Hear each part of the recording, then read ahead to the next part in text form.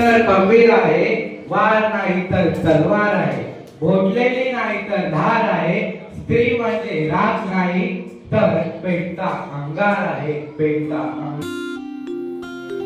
या कुंदेन्दु तुषार हार धवला, या शुभ्रवस्त्रावृता, या वीणा वरदण्ड मण्डितकरा, या श्वेत पद्मासना, या ब्रह्माच्युत शंकर प्रभृतिभिः देवै सदा वन्दिता।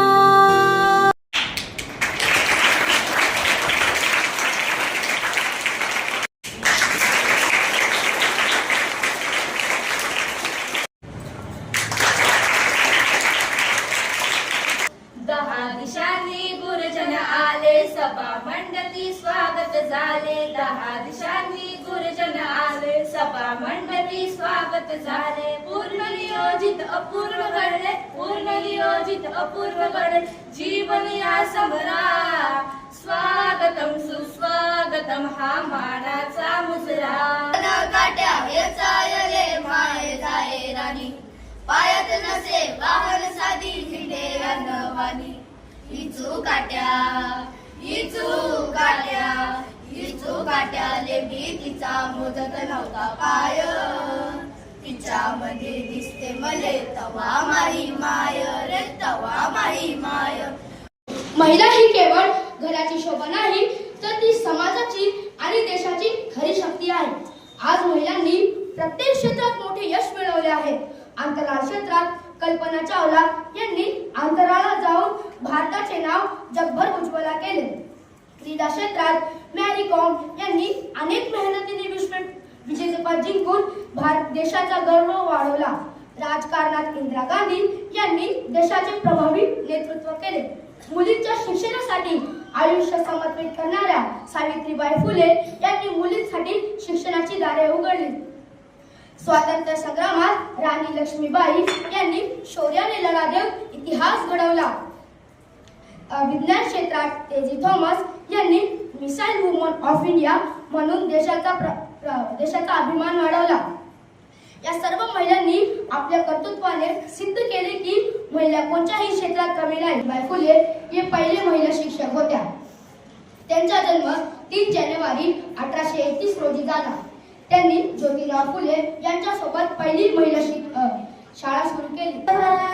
गगनी समृद्ध आज होनी, शिखर यशाचे सर करावी, विजय पताकारोनी, विजय पताकारोनी। अभिमान तू स्वाभिमान तू सोडून देना चारी, हे सोडून देना चारी। हो सबला नारी घेऊन भरारी, आई म्हणून कळाली तो जिजाऊंचा शुभा झाला। ज्याला स्त्री बहीण म्हणून कळाली तो मुक्ताईचा ज्ञानदेव झाला। ज्याला स्त्री मैत्रीण म्हणून कळाली तो राधेचा श्याम झाला, आणि ज्याला स्त्री पत्नी म्हणून कळाली तो सीतेचा राम झाला। प्रत्येक महान व्यक्तींच्या जीवनात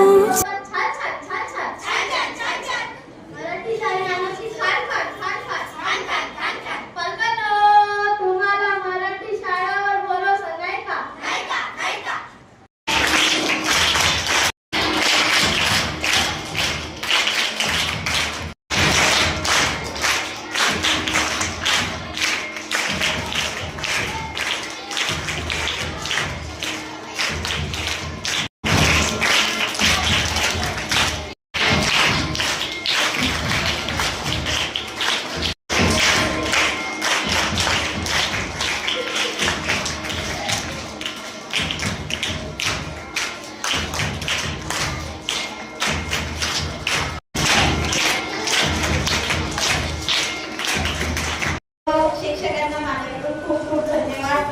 आज तुम्ही आमचा सन्मान केला, खूप बरं वाटलं आणि काय बोलू हे सुचत नाहीये, परंतु नेहमी मी या कार्यक्रमासाठी येते शाळेच्या. मला खूप आवडतो. आजही कार्यक्रम खूप छान केला मुलांनी आणि तुम्ही आमच्या मुलांना एवढे चांगलं शिकवताय त्यासाठी तुमचे खूप खूप धन्यवाद. कुटुंबाला प्रेम देऊन सुखाचे घर निर्माण करते, सुखाचे घर निर्माण करते. स्त्रीमध्ये आहे माया, स्त्रीमध्ये आहे शक्ती, स्त्रीमध्ये आहे माया, स्त्रीमध्ये आहे शक्ती.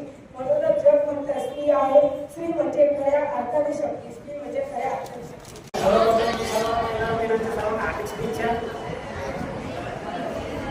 आजचा कार्यक्रम तो खूपच चांगला झाला आहे.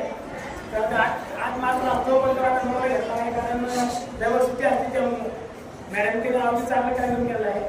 बराच फ्लार आणली तरी पण मी माझं मन झालं म्हणजे तिथं कार्यक्रम आहे हे बघायला यावा अशी माझी इच्छा होती. तर मला एकदम मस्त वाटते, चांगलं वाटतं. मराठी शाळेची वाढ व्हावा हेच माझे दोन शब्द. धन्यवाद. काल 8 मार्च होता महिला दिन. महिला दिनाच्या खूप साऱ्या शुभेच्छा मिळाल्या, लेख वाचून आणि म्हणजे बरं वाटलं. पण फक्त एकच दिवस महिलांचा सन्मान करावा असं नाही, तर 365 दिवस या महिला आपल्यासाठी काही ना काही करत असतात, तर त्यांचा मान हा आपण राखला पाहिजे. सन्मान म्हणजे तिला काहीतरी दिलंच पाहिजे, गिफ्ट वगैरे असं काही नाही विद्यार्थी मित्रांनो. तसं म्हटलं तर महिला ही आज आपल्या पुरुषांच्या खांद्याला खांदा लावून बाहेर कामासाठी निघत आहे. पण ती जेव्हा बाहेर कामासाठी पडते तेव्हा ती आपले कर्तव्य विसरत नाही. कर्तव्य म्हणजे काय की कुटुंबाप्रती असलेले ज्या तिच्या कर्तव्याच्या गोष्टी आहेत, म्हणजे आपली मुलं, आपला पती, आपल्या घरात असणारे आजी आजोबा, जे काही व्यक्ती असतील त्या कुटुंबातील व्यक्तींची आधी ती स्वतः ते कर्तव्य जे आहे ते कर्तव्य पूर्ण पार करते. कारण महिला दिन साजरा करणं हा एक युनेस्कोने ठरवलेला दिवस आहे 8 मार्च. पण 8 मार्च या दिवशी फक्त महिलांचा आदर करावा का? नाही. तर अगदी वर्षभर आणि जीवनभर आपण असेपर्यंत सर्व महिलांचा आपण आदर केला पाहिजे. कारण महिला आहेत म्हणून आपण आहोत, बरोबर की नाही? ताई आहेत, ताई आहेत, अगदी ताई नसली तरी काहींच्या घरात छोटी ताई आहे, छोटी बहीण आहे, मावशी, आत्या, आजी, अशा किती नानाविध रूपामध्ये या महिला आपल्या आयुष्यात आहेत, हो की नाही? मग आपण या सर्वांचा सन्मान केला पाहिजे. अगदी शेजारी राहणारे काकू असतात आणि शाळेत येतात तेव्हा कोण असतं? आम्ही सर्व शिक्षिका आहोत की नाही इथे. तर मग आम्हा सर्वांचा आदर करणं कोणाचं कर्तव्य आहे? कर्तव्य आहे आणि कधीही विसरता कामा नये. आणि बाळांनो, प्रत्येक आई, प्रत्येक स्त्री ही आपल्या कुटुंबासाठी खूप कष्ट घेत असते. त्या कष्टाला आपण मान दिला पाहिजे, त्याचा सन्मान केला पाहिजे. जागतिक महिला दिनाच्या तुम्हा सर्वांना हार्दिक हार्दिक शुभेच्छा. धन्यवाद. जगाची लोकसंख्या तुम्हाला माहित आहे, जगाची लोकसंख्या म्हणतो की नाही, त्याच्यामध्ये जगाच्या लोकसंख्येमध्ये 50% स्त्रिया आहेत ना, आणि उरलेले 50% त्यांची मुलं आहेत ना. जन्म कुठून घेतात मुलं? आईच्या पोटातून घेतात की नाही. 50% जर स्त्री आहेत आणि उरलेले 50% हे त्यांची मुलं आहेत. अशा पद्धतीने पुरुष कनेक्ट झालेले असतात स्त्रिया. सगळा काही उपदेश फक्त मुलांसाठी नाही आहे. आणि दुसरं एक जर प्रॉब्लेमॅटिक जर वाक्य कुठलं वाटत असेल ना, तर ते मला हे वाटतं की स्त्री ही पुरुषाच्या खांद्याला पुढे जाते आहे. आता ऍक्च्युअल परिस्थिती अशी झालेली आहे की ती पुरुषांपेक्षा पुढे जाते आहे. जर बाहेर तुम्ही बघितलं, तुमच्या जगाच्या बाहेर जे आता चाललेलं आहे ते जर तुम्ही बघितलं, तर मुली स्वतःच्या करिअरचा अगदी बारकाईने विचार करत आहेत. त्याच्यासाठी त्या कष्ट घेत आहेत, त्याच्यासाठी त्या त्याग करत आहेत. पण त्या खूप पुढे जात आहेत, अभ्यास करत आहेत, नवनवीन माहिती मिळवत आहेत, नवनवीन कौशल्य आत्मसात करत आहेत. त्याच्यामुळे आता हा क्रायटेरिया की ती मुलांच्या बरोबरीला आली हा केव्हाच मागे पडलेला आहे. ती आता मुलांना मागे टाकून पुढे निघून गेलेली आहे. आता मुलांना प्रयत्न करावे लागणार आहेत मुलींच्या बरोबरीला येण्यासाठी.